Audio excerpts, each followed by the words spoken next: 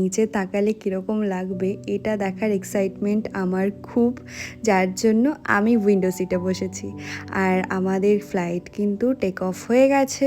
দেখো জাস্ট তোমাদের ভিউটা দেখাই, নিচটা কতটা সুন্দর লাগছিল দেখতে। যেহেতু আমি প্রথমবার দেখছি, আমার তো খুব ভালো লাগছিল আর খুব এক্সাইটমেন্ট কাজ করছিল। যেহেতু খুব ভোরে ফ্লাইট, তাই জন্য আমরা কোনো খাবার নিইনি, জাস্ট আমি একটা কফি নিয়েছিলাম আর সাথে এই বিস্কিটটা কমপ্লিমেন্টারি ছিল।